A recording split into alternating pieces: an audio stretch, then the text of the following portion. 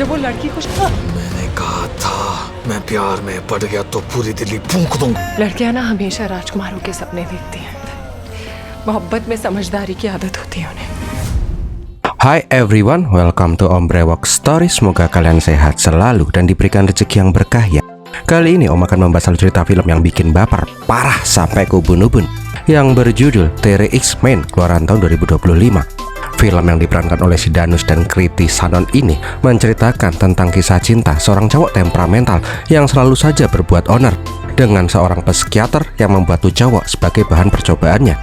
Dari situlah sang cowok malah jatuh cinta mati sama tuh psikiater yang membuat hidupnya berubah drastis. Tapi kisah cinta itu malah berujung penghinaan dan kesengsaraan. Film ini bukan tentang cinta indah, ini tentang cinta yang salah dan bagaimana cinta itu menghancurkan satu pria secara perlahan. Nah, mau tau nggak seepik apa film ini? Langsung aja deh bumper Om Brewok Story.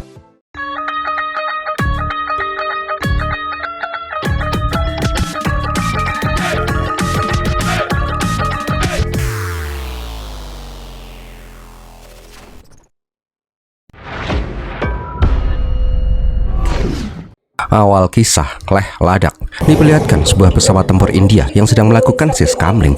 Pesawat itu dipiloti oleh Flight Lieutenant Sankar Garukal. Nggak sengaja radar menangkap sebuah pesawat kargo China yang melintasi wilayah India. Nggak pakai mikir panjang, Sankar langsung mengejar pesawat kargo Cina tersebut. Sankar pun meminta pesawat Cina itu untuk segera keluar dari wilayah India. Tapi pesawat Cina nggak mau karena menganggap kalau wilayah itu masih masuk ke dalam wilayah terbang internasional. Nah, pas mau menurunkan kargo dari udara, Sankar malah muncul dari belakang dan mengunci pesawat Cina itu dengan rudal. Tentara China meminta pesawat India untuk mundur. Provokasi seperti ini akan membuat kedua negara berperang terbuka. Tapi Sankar nggak peduli, dia malah mengancam akan meledakkan pesawat Cina itu bila nggak mau nurut. Setelah situasi yang cukup tegang, akhirnya pesawat China membatalkan misi penurunan kargo dan kembali ke pangkalannya. Sesampainya di base, Sankar langsung dimarahin oleh atasannya, Sakawat. Tindakan Sankar tadi akan sangat membahayakan kedua belah pihak. Apalagi situasi kedua negara sedang panas-panasnya dan di ujung tanduk dalam peperangan. Bahkan di perairan, kapal tempur China terus mengintimidasi kapal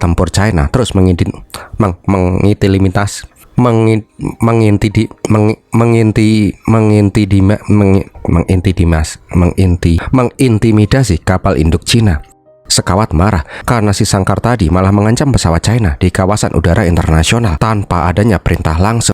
Di saat itu Sankar pun cuma terdiam sejenak. Setelah itu Sankar pun bilang kalau dia tuh punya firasat pesawat Cina itu berniat buruk. Buktinya perutku kerucuk-kerucuk dan kalau ada yang berniat jahat perutku tuh kerucuk-kerucuk gitu dan jelas saja Sakawat pun marah. India dan China hampir aja perang cuman gara-gara perutnya si Sankar itu kerucuk-kerucuk. Nah, karena sifat temperamentalnya si Sankar, atasan pun meminta Sankar menjalani tes sesi konseling psikologi. Sebelum Sankar melakukan hal itu, jangan harap Sankar bisa terbang lagi. Mendengar itu, Sankar pun sangat kecewa. Emang sih ya, nggak bisa dipungkiri kalau Sankar itu emang merupakan salah satu pilot terbaik India. Tapi jiwa barbarnya itu loh ya, yang susah banget diilangin. Teman-temannya Sankar juga berkata, apakah konseling itu bisa berhasil? Sankar itu bahkan nggak mau percaya dengan timnya sendiri. Dia itu melakukan segala sesuatu seorang diri. Tak lama kemudian, berkas konseling Sankar pun sampai ke pusat. Markas pun memutuskan untuk meminta bantuan psikolog tentara mengecek apakah Sankar itu layak terbang atau tidak. Woi, sebelum lanjut, Om terima kasih dulu nih untuk Kak Ima Indrayanti yang udah ngirimin Om super thanks. Semoga rezeki kakak selalu aja dilipat gandakan ya. Kalau kalian juga mau ikutan support Om, bisa juga dengan super thanks ya. Om bakal terima kasih banget. Oke, kalau begitu lanjut. Nah, di Delhi kita diperlihatkan seorang cewek hamil yang pucat banget yang bernama Mukti Beniwal.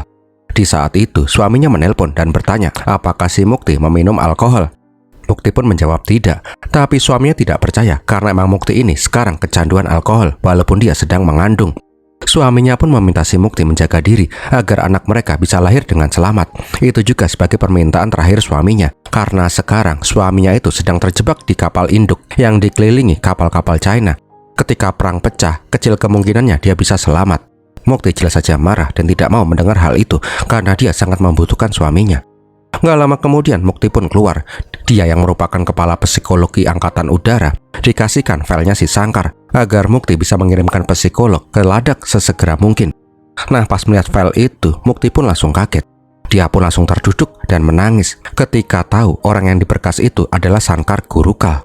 Setelah itu, Mukti pun langsung mendatangi atasannya. Dia meminta izin agar dia sendirilah yang ingin menangani konselingnya si Sangkar. Atasannya pun melarang karena kondisi Mukti yang sudah hamil tua dan sakit-sakitan akan sangat berbahaya bila Mukti pergi ke ladang yang sedang siaga perang. Tapi Mukti terus saja memohon. Dia tuh mengenal Sangkar dan pasti bisa menghandle kasus ini. Ya udah, Mukti pun diizinkan untuk pergi. Gak lama kemudian, Mukti pun langsung pulang ke rumah. Di saat itu, Mukti bilang ke ayahnya yang sedang terbujur sakit. Akhirnya ayah, aku berhasil menemukan si Sangkar.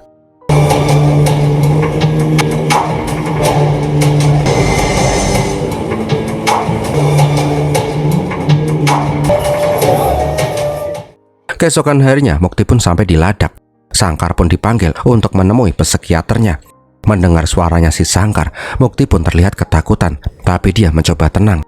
Begitu juga dengan si Sangkar, ketika dia melihat si Mukti berada di depannya, Sangkar yang biasanya temperamental hanya terdiam. Tapi wajahnya tidak bisa menyembunyikan rasa marah dan sedihnya ketika melihat si Mukti. Di saat itu, Sangkar pun bilang kalau dia tidak ingin dihandle oleh wanita ini dan meminta si Mukti untuk segera kembali ke Delhi. Ketika keluar ruangan, Sangkar pun terlihat amat marah, seolah-olah semua emosinya hendak meledak. Kenapa bisa begitu? So kita flashback dulu 7 tahun yang lalu. Di sebuah kampus di Delhi, diperlihatkan Sangkar yang lagi main kejar-kejaran sama mas-mas malang. Di saat yang bersamaan, kita diperlihatkan seminar tesis PhD. Mukti menjabarkan tesisnya soal kekerasan dalam masyarakat. Intinya sih, menurut Mukti, kekerasan bisa ditekan dengan cara pendekatan intensif. Di saat itu tiba-tiba jatuh mas-mas yang tadi dikejar-kejar malah menculut dari lantai 2. Dia juga langsung membaur ke audiens untuk menghindari Sangkar dan yang lain. Tapi nggak lama berselang, Sangkar juga masuk. Dia tuh nggak peduli di aula itu lagi ada seminar atau enggak. Yang dia peduliin, dia harus segera menemukan orang yang dia buru dan digebukin habis-habisan. Profesornya si Mukti meminta si Sangkar untuk pergi, tapi dia langsung kena mentalnya pas dipelototin sama si Sangkar. Sialnya, Ceto itu berhasil ditangkap dan langsung mau digebukin. Melihat seminar yang diganggu, Mukti pun mencoba menghentikan hal itu. Tapi tangan Mukti langsung ditangkap oleh si Sangkar. Nah, pas ditangkap polisi, para polisi pada ketawa. Karena ini bukan pertama kalinya Sangkar membuat keributan. Di saat itu, Sangkar pun meminta waktu sebentar sama Pak Polisi. Sangkar yang jatuh cinta pada pandangan pertama sama si Mukti menyuruh Mukti untuk menamparnya. Setelah Tubiang Onar pergi, profesornya si Mukti pun mengatakan kalau tesisnya si Mukti itu nggak valid. Buktinya langsung ada di depan mata. Sangkar itu biang onar dan temperamental. Orang sepertinya nggak akan pernah berubah walaupun dengan cara apapun. Alhasil, tesisnya Mukti pun dianggap gagal. Nah, di dalam sel kurungan, Fat yang merupakan sepupunya si Sangkar nanya apakah Paman Raghav akan membebaskan mereka lagi. Sangkar mah nggak yakin karena bapaknya itu udah sering menjamin mereka keluar dari penjara. Pasti dia udah bosen. Tapi tak berselang lama, Raghav datang untuk membebaskan anak dan keponakannya itu. Jelas saja Raghav marah besar karena Sangkar nggak pernah mau berubah. Melihat itu, inspektur yang merupakan temannya si Raghav menyuruh mereka bertikai di rumah aja. Ngeheknya, Sangkar nggak mau dibebasin, biarkan dia nginep di penjara selama sehari agar dia nggak dimarahin di rumah. Anak telek. Tak lama berselang, Sangkar pun heran karena dia melihat mbak-mbak cantik yang tadi berbicara dengan inspektur. Rupanya Mukti ingin berbicara dengan si Sangkar di luar. Alhasil, Sangkar pun bawa keluar dengan tangan ditali. Di sebuah warung, Mukti ingin bilang sesuatu. Intinya sih, dia pengen menjadikan Sangkar sebagai bahan penelitiannya. Dia akan membuat si Sangkar yang barbar abis, temperamental dan tukang gebuk menjadi orang yang penyabar, penyayang dan rendah hati. Jelas saja Sangkar menolak. Lagian dia tuh nggak merasa terganggu dengan sikapnya selama ini. Sambil sebat, Mukti meminta tolong karena lulus tidaknya dia tergantung sama si Sangkar. Kalau dia bisa menjinakkan si Sangkar, profesornya pasti akan terkesan dan tesisnya akan dinyatakan valid. Oh gitu ya, ya udah deh. Sangkar pun langsung mencegat becak dan menyuruh si Mukti untuk pergi. Sangkar itu bilang dia baru mau membantu si Mukti kalau Mukti mau jadi pacarnya si Sangkar. Beberapa hari kemudian, ada mas-mas yang bertanya kantor Departemen Biokimia ke Mukti. Mas-mas yang bernama Jasjit itu ternyata mahasiswa S3 yang baru aja pindah dari Amerika. Dia merupakan angkatan laut India yang mendalami biokimia. Setelah mengantar Jasjit, mereka berdua pun akhirnya berkenalan. Petasan lewat. Rupanya itu ulahnya si Sangkar and the gang yang lemparin petasan dari atas loteng. Mukti yang tahu akan hal itu langsung nyatronin si Sangkar. Mukti juga bertanya apakah si Sangkar itu nggak takut ditangkap polisi lagi. Sangkar mah nyantai, dia udah CS kental sama polisi. Rupanya Sangkar ini sengaja membuat Mukti jengkel. Semakin dia berbuat onar, semakin susah juga Mukti lulus S3-nya. Ya udah, Mukti pun setuju dengan syaratnya si Sangkar, asalkan Sangkar mau jadi bahan uji cobanya. Gimana, Sangkar mau nggak nih? Sambil sebat, Sangkar pun oke-oke aja. Tapi dia itu nggak bisa janji akan berubah karena sifat temperamentalnya itu udah bawaan orok. Intinya sih dari situ, Sangkar dan Mukti selalu aja keluar bareng. Setiap kali Sangkar emosi, Mukti akan selalu menenangkan si Sangkar. Pokoknya kemanapun Mukti ada, Sangkar itu pasti juga ngintilin. Sedikit demi sedikit, Sangkar mulai berubah. Bahkan Fat and the Gang sampai nggak percaya Sangkar itu udah mulai malas berbuat onar karena kesehariannya hanya dihabiskan bersama si Mukti. Sampai 2 bulan kemudian, Sangkar pun diajakin si Mukti menemui profesornya untuk membuktikan kalau Sangkar itu udah bisa dijinakan. Tapi si Sangkar malah berbuat ulah. Prof, kalian berdua pasti udah pernah bubuk bareng ya? Jelas saja, semua orang pun pada ketawa. Nggak ngamuk kan sih ya, tapi mulutnya tuh masih losdel. Belum juga selesai omong-ngomongnya, Sangkar itu ditelepon sama Sifat. Seketika itu juga sifat asli Sangkar pun kembali muncul. Profesor pun bilang kalau orang seperti si Sangkar tidak akan pernah berubah walaupun Mukti sudah berusaha sekuat mungkin. Pas Mukti mengecek keluar, Sangkar lagi ngancurin bis karena tuh bis nyerempet Sifat. Mukti pun langsung menyeret si Sangkar untuk pergi dari sana. Di saat itu, Mukti punya ide bagus. Dia pun menyuruh profesornya untuk keluar. Mukti juga meminta supir bis untuk berdiri agar Sangkar bisa meminta maaf. Kalau Mukti bisa membuat Sangkar meminta maaf dan tidak emosian lagi di depan profesornya, maka tesisnya bisa dinyatakan lolos. Tapi Sangkar nggak mau minta maaf lah. Nggak ada sejarahnya seorang Sangkar meminta maaf. Mukti juga meminta tuh Pak Supir membalas pukulannya si Sangkar.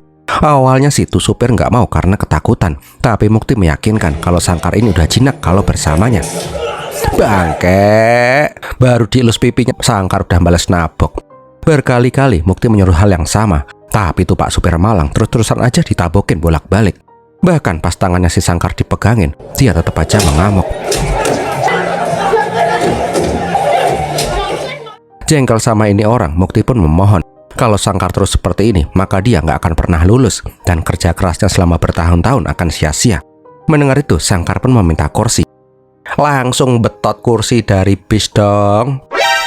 Sambil ngaso, Sangkar pun bilang dia itu bosan. Selama 2 bulan berpacaran sama si Mukti, dia cuma dijadiin bahan percobaan, disuruh ini itu, ditanyain ini itu, seolah-olah dia itu tikus laboratorium.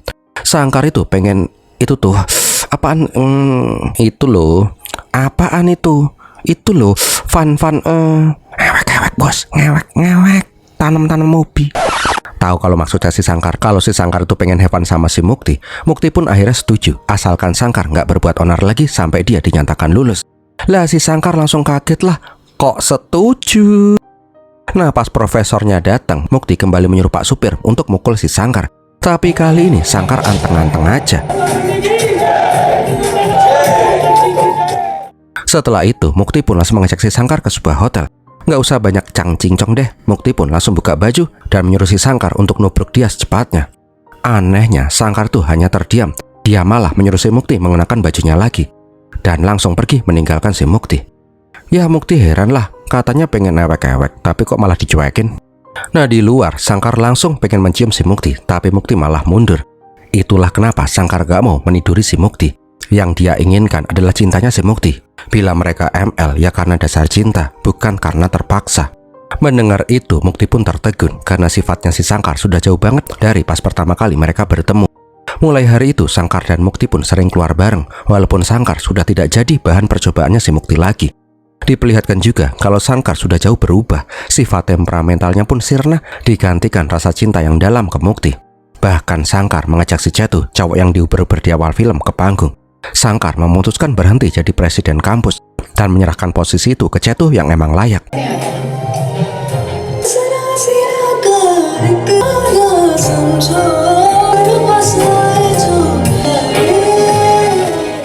Beberapa bulan kemudian, kampus pun menyatakan kalau tesisnya si Mukti itu disetujui dan akhirnya dia pun dinyatakan lulus. Mukti pun sangat berterima kasih ke Sangkar. Tanpa Sangkar, dia belum pasti bisa lulus. Di saat dipeluk oleh si Mukti, Sangkar menyebut satu nama, Kaveri. Ibuku bernama Kaveri. Sebelumnya, Mukti sempat bertanya tentang kenapa Sangkar jadi orang yang sangat temperamental. Itu karena pas dia berusia 10 tahun, ibunya meninggal dunia. Dia meninggal karena menyelamatkan Sangkar ketika rumahnya kebakaran. Semenjak saat itu, Sangkar menjadi emosian seolah-olah tubuhnya itu terbakar emosi. Tapi ketika bersama si Mukti, rasa terbakar itu hilang seketika. Sankar bilang demi Mukti dia mau jadi apapun yang diinginkan oleh si Mukti, walaupun harus menjadi cowok yang sangat penyabar, karena Sankar sangat mencintai si Mukti. Mendengar itu, Mukti hanya terdiam tanpa berkata sepatah kata pun. Tapi hal yang ditakutkan pun muncul. Tiba-tiba ada cowok yang memanggil si Mukti.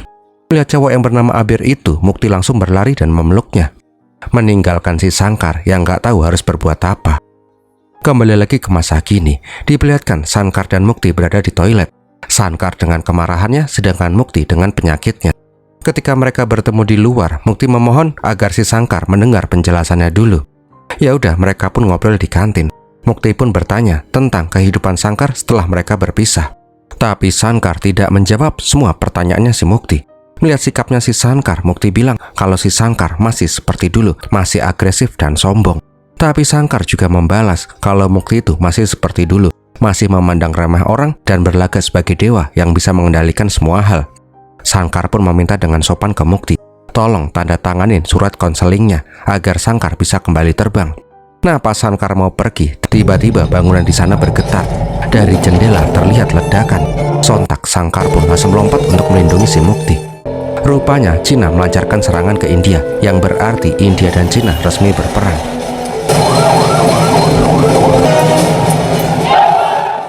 Beberapa jam setelah serangan, Shekhawat meminta semua pilot untuk terbang. Mereka disuruh untuk mengamankan area, tapi tidak boleh menyerang sebelum ada perintah dari pusat. Sedangkan Sankar hanya terdiam mematung, karena dia masih belum diperbolehkan untuk terbang, kecuali dia mendapatkan tanda tangan konseling dari si Mukti. Kembali lagi ke masa lalu. Oh ya, ini film tuh lompat-lompat terus ya, masa lalu masa kini. Om sengaja nggak ngerubah plot waktu di sini, agar kalian juga bisa ngerasain pengalaman asli nonton film fullnya ya. Setelah ditinggal oleh si Mukti, Fat pun ngamuk-ngamuk dan menganggap Mukti itu cuma memanfaatkan si Sankar aja. Nggak lama kemudian, bosnya pun datang. Dia itu udah nyari info tentang cowok yang dipeluk-peluk sama si Mukti. Orang itu bernama Abir Chawla, anak dari peneliti India hebat yang bernama Vikram Chawla.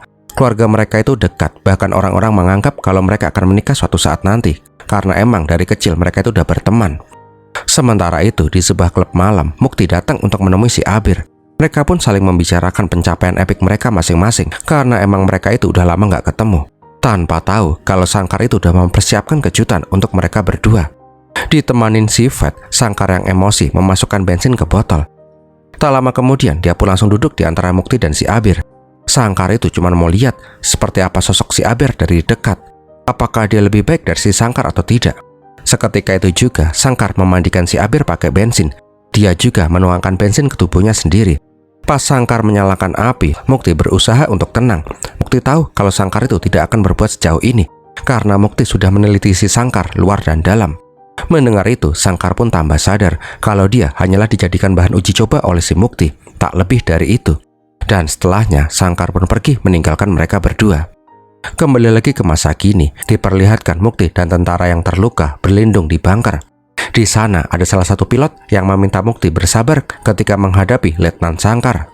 Walaupun dia itu menyebalkan, tapi Sankar itu sangat perhatian ke setiap orang di sana. Mukti pun bertanya soal Sankar ke pilot itu. Ya udah, tuh pilot pun cerita kalau Sankar itu sangat hebat. Dia itu bahkan sudah 3 kali diajukan untuk naik jabatan sebagai perwira AU.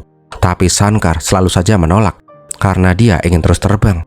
Ketika Mukti bertanya soal keluarganya si Sankar, pilot itu pun bilang kalau Sankar sebatang kara, dia tidak memiliki keluarga.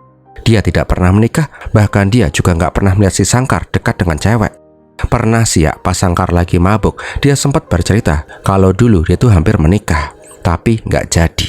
Mendengar itu, Mukti pun tambah kena mentalnya. Dia nggak menyangka kalau kehidupan Sankar bisa jadi seperti ini. Kembali lagi ke masa lalu, diperlihatkan si Mukti naik mobil mewahnya menuju kawasan kumuh tempat Sankar tinggal. Pas mengetuk rumahnya si Sankar, Sankar dan keluarganya pun kaget karena melihat Mukti di depan pintu. Intinya Jenia, Mukti bilang kalau dia meminta maaf karena terlalu fokus dalam percobaannya tanpa menyadari perasaan Sankar yang sangat dalam. Tapi Mukti mengingatkan tentang perbedaan mereka berdua dari status sosial, kasta, dan pendidikan. Namun kalau Sankar beneran mencintai si Mukti, Mukti ingin Sankar bertemu dengan ayahnya dan bilang kalau Sankar itu memang mencintainya. Mendengar itu, Sankar pun merasa amat senang. Dia akan melakukan apapun demi cintanya ke Mukti.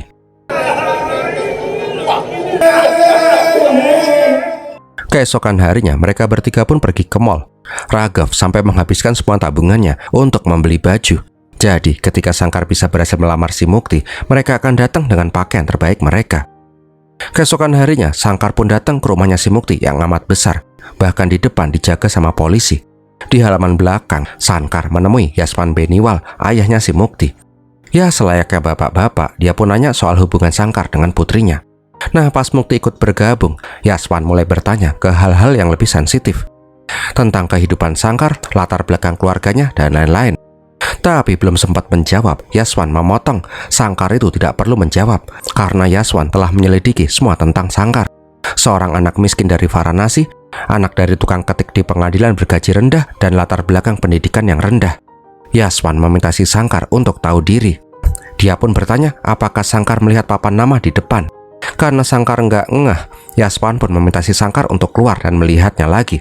Pas keluar, Sankar melihat papan nama yang bertuliskan Yaswan Beniwal IAS Joint Secretary. Yang intinya Yaswan ini orang penting banget gitu deh.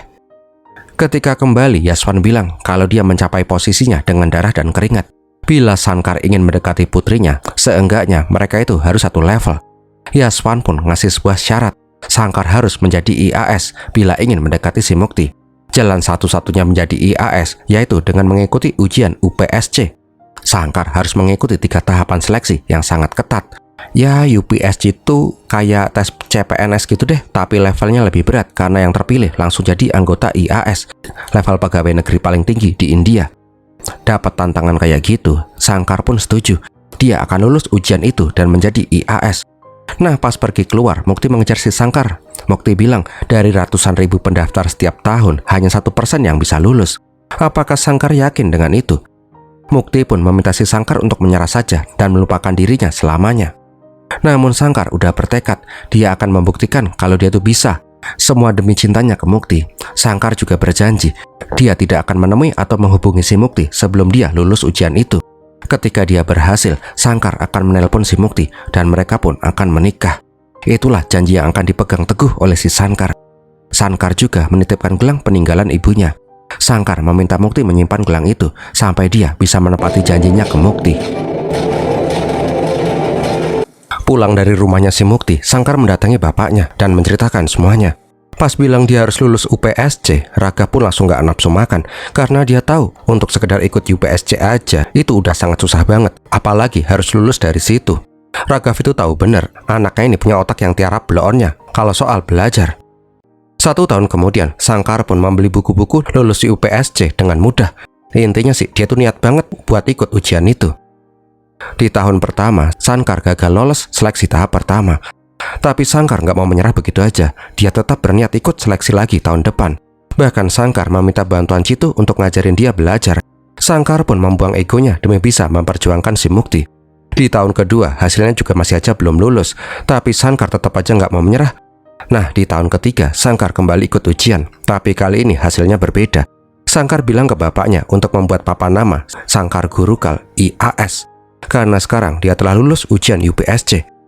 Mendengar itu, Raghav pun sangat bahagia. Di kampus, orang-orang juga pada berpesta untuk merayakan keberhasilannya si Sankar. Bahkan Fat membelikan baju baru untuk saudaranya itu, biar pas bertemu dengan si Mukti nggak malu-maluin. Malam harinya diadakan acara di rumahnya si Mukti. Ternyata Mukti itu baru aja pulang dari Amerika selama 3 tahun ini. Mukti juga ngasih tahu ke para tamu kalau dia sudah diterima di Badan Psikologi Tentara India sebagai senior konsultan. Di saat yang bersamaan, Sankar, ayahnya dan si Fat, Cheng Lu menuju rumahnya si Mukti. Mukti juga bilang kalau hari ini dia akan memberikan kabar gembira. Ada seorang pria yang terus memperjuangkan Mukti selama 4 tahun ini. Mereka pertama kali bertemu di kampus. Selama itu dia selalu berjuang untuk mendapatkan si Mukti. Dan akhirnya Mukti akan memutuskan akan menikahi cowok itu. Dan orang beruntung itu adalah Jasjit Singh. Lah, om kirain si Sankar. Pas lagi berbicara dengan para tamu, Mukti mendapatkan telepon. Dia pun langsung kaget karena yang menelpon adalah si Sankar. Rupanya Sankar sudah berdiri di sana dengan tatapan kosong. Melihat itu, Raghav dan Fat pun langsung menarik si Sankar. Mereka meminta maaf karena telah masuk tanpa izin. Setelah Sankar pergi, Mukti langsung berlari ke dalam. Dia mengecek hasil ujian UPSC dan benar saja dia menemukan nama Sankar di sana. Mukti nggak menyangka kalau Sankar akan beneran lulus ujian negara yang amat sulit itu. Pas sampai di rumah, Sankar pun mengunci Vet dan bapaknya di rumah. Dengan tatapan penuh emosi, Sankar kembali ke rumahnya Mukti membawa botol bensin.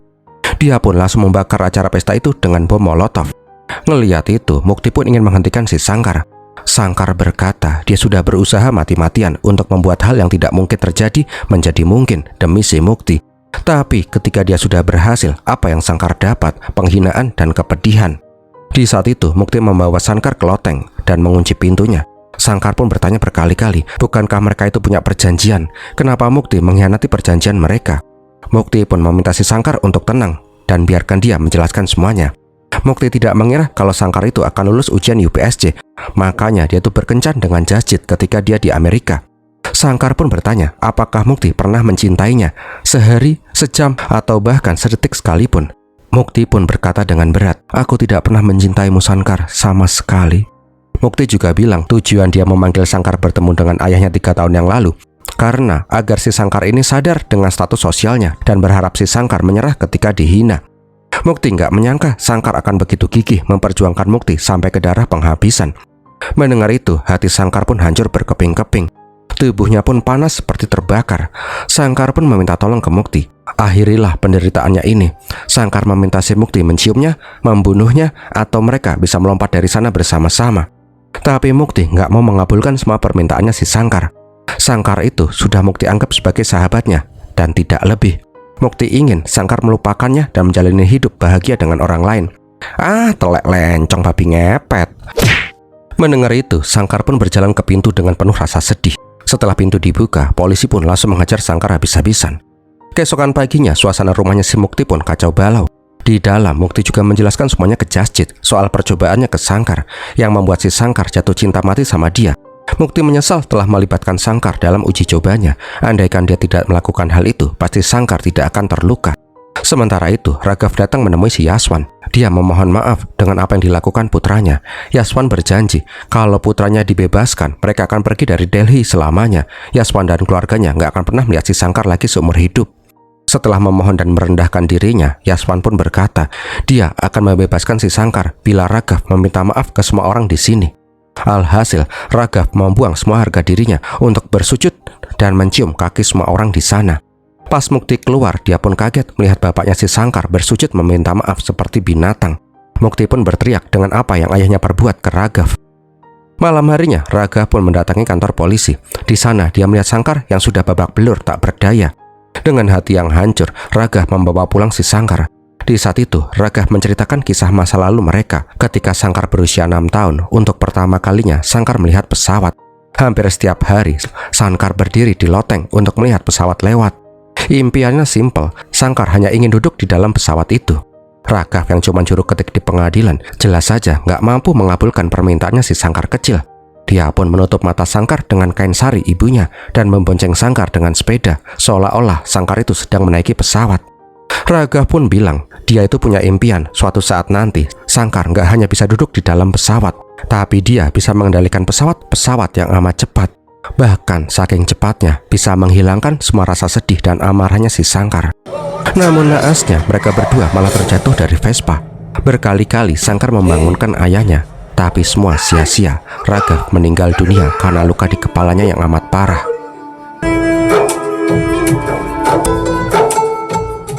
Keesokan harinya, jasadnya si Raghav pun dibawa ke kampung halamannya di Varanasi untuk dikremasi. Kesedihan terpancar dari wajahnya si Sankar. Sedangkan di saat yang bersamaan, acara pernikahan Mukti dan Jasjit pun digelar. Mukti sengaja memajukan pernikahannya agar Sankar menyerah dan tidak mengganggunya lagi, tanpa tahu kalau semalam ayahnya si Sankar telah meninggal dunia. Sangat ironis, di satu sisi Mukti sangat bahagia, sedangkan di sisi yang lain Sankar sangat bersedih. Ketika mengkremasi ayahnya, Sankar dihampiri oleh seorang pendeta yang kita sebut saja Swami. Swami melihat kesedihan, kemarahan di dalam dirinya si Sankar. Dia pun sadar kalau Sankar itu sedang mengalami tekanan mental yang amat kuat. Dengan sekali melihat, Swami bisa tahu kalau Sankar lagi terjebak cinta buta dengan orang yang bernama Mukti. Sankar pun bertanya ke Swami, dia itu harus apa? Bahkan kematian tidak bisa menghilangkan rasa cintanya ke Mukti. Seketika itu juga, Swami langsung menarik si Sankar. Lihatlah jasad ayahmu yang terbakar. Lihat jantungnya, lihat hatinya, lihat dagingnya. Apakah cintamu sebegitu besar sampai tidak bisa melihat orang yang kamu sayangi mati di depanmu? Sontak Sangkar pun langsung kaget. Selama ini dia sudah dibutakan oleh cinta yang salah.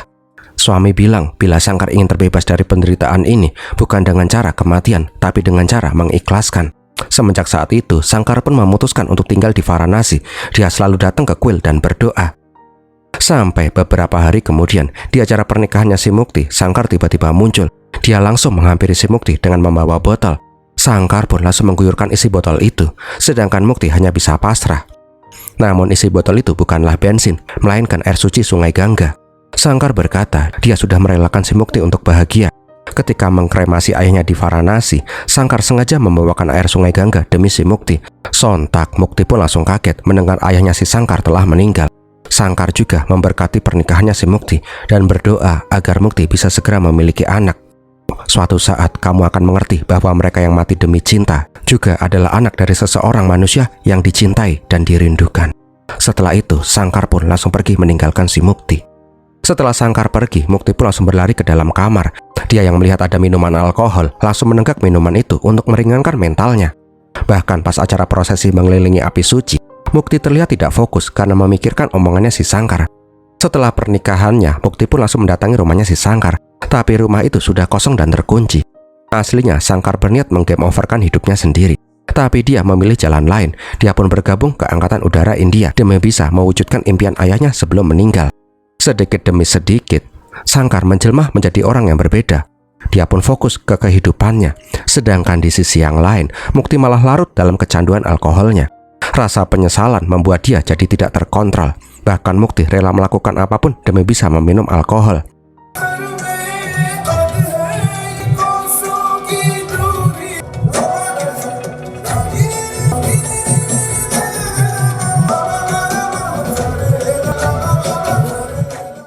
Sampai beberapa tahun kemudian, Mukti pun mengandung. Walaupun mengandung, Mukti seolah-olah tidak peduli. Dia terus saja merokok dan minum alkohol untuk meringankan depresinya. Kehidupan kacau Mukti membuat ayahnya jadi ikutan kepikiran. Karena hal itu jugalah Yaswan terkena stroke dan tumbang. Itulah karma yang diterima oleh Mukti dan keluarganya. Mereka itu tidak akan tenang karena telah menghina dan mengkhianati Sangkar dan keluarganya. Diperlihatkan Mukti yang sakau mencari-cari alkohol di bunker. Di lain sisi, Sekawa terus menekan si Sangkar agar dia bisa segera mendapatkan tanda tangan konseling dari Mukti. Mereka sangat membutuhkan Sangkar untuk berperang. Jelas saja Sangkar dalam dilema besar. Di saat itu, Mukti yang berjalan-jalan gak sengaja melihat ruangannya si Sangkar. Dia pun langsung masuk dan melihat foto Sangkar kecil bersama ayahnya.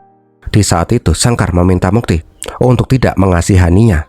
Tolong berikan tanda tanganmu agar aku bisa kembali terbang.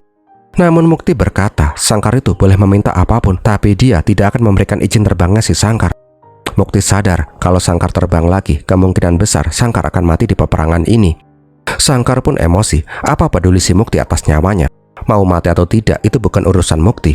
Seenggaknya dia mati demi bisa membela negara, bukan mati konyol menggemoverkan hidupnya sendiri demi cinta cewek yang gak tahu diuntung. Mukti pun kembali berkata, semenjak terakhir kali bertemu dengan si Sangkar, kehidupan Mukti pun jadi kacau. Bahkan Mukti pernah ingin menggemoverkan hidupnya sendiri, tapi selalu saja gagal. Mendengar itu, Sangkar hanya ketawa. Dia itu gak peduli Mukti itu mau mati atau enggak. Tapi sebelum mati, tolong kasih tanda tangannya dulu. Nah, di lain sisi, Shekhawat mendapat kabar kalau Pakistan sudah mulai join mabar. Jadi India dikepung dari segala sisi. Bahkan kapal induk India di Laut Selatan sekarang sedang diserang habis-habisan oleh kapal tempur China. Di ruangan Sangkar, Mukti terus memohon agar Sangkar tidak terbang. Mukti sadar dia tidak akan bisa bertahan ketika melahirkan. Mukti hanya ingin anaknya diasuh oleh si Sangkar karena anak ini berkat yang diberikan oleh si Sangkar. Lah, kenapa nggak diasuh sama bapaknya aja? Mukti bilang kalau si Jasjit saat ini sedang terkepung di kapal induk.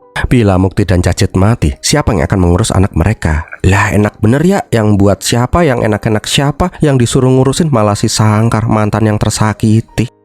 Bahkan Mukti pun bersujud memohon ke Sangkar. Sangkar pun gak habis pikir dengan jalan pikirannya si Mukti. Sekarang dia tuh udah gak peduli lagi dengan si Mukti. Yang dia inginkan cuma tanda tangannya si Mukti. Tapi pas Mukti hendak memeluk si Sangkar, tangannya berlumuran darah. Rupanya Mukti itu mengalami pendarahan. Dengan sekuat tenaga, Sangkar membawa si Mukti ke ruangan medis. Dengan panik dia mencari dokter untuk menyelamatkan si Mukti. Walaupun di mulut Sangkar bilang dia sudah tidak memperdulikan si Mukti lagi, tapi di lubuk hati yang terdalam dia tuh masih sangat menyayangi si Mukti. Di sana Mukti terus memohon agar Sangkar merawat anaknya ketika Mukti sudah tiada. Ya udah, Sangkar pun berjanji bila Mukti tiada, Sangkar akan merawat anaknya si Mukti. Tapi tolong tanda tanganin surat konselingnya. Sangkar berjanji dia tidak akan mati di peperangan. Mendengar itu, Mukti pun merasa sedikit plong. Karena dia tahu benar Sangkar akan selalu menepati janjinya, seberapa sulit pun janji yang dia buat. Setelah dapat tanda tangan, Sangkar pun langsung hendak pergi. Tapi di saat itu Sangkar bilang, sebagian orang ditakdirkan untuk cinta, sebagian orang yang lain ditakdirkan untuk kekerasan. Dan aku memilih untuk opsi kedua.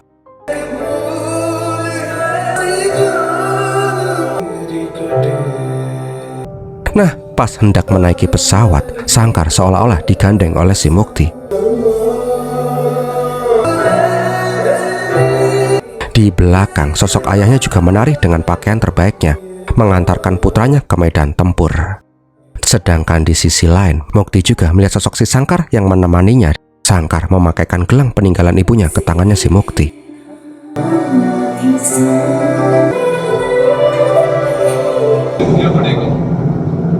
Singkat cerita, Sangkar pun berperang di udara. Dengan keahliannya, dia langsung menyerang kapal-kapal China yang mengepung kapal induk India yang dikaptenin oleh si Jasjit.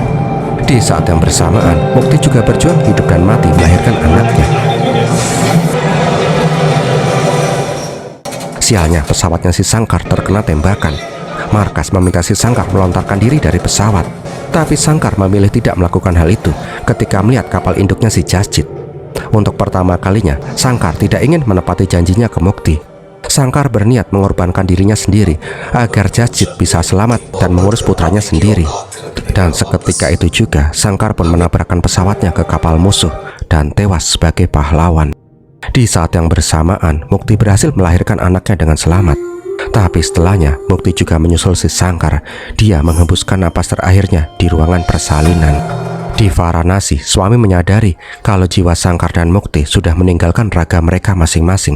Cinta yang tidak pernah terbalaskan harus dipisahkan oleh kematian. Dan filmnya pun berakhir. Wow, gimana film ini sob? Semoga kalian nggak pada baper ya. Kalau kalian suka silahkan like, komen, dan share. Jangan lupa di hype dan di subscribe ya. Kalau ada yang mau traktir Om kopi, bisa dengan super thanks ya. Om bakal terima kasih banget. Terima kasih juga sudah menonton sampai di detik ini. Om Brewoks pamit dulu dan Pirmilatihin.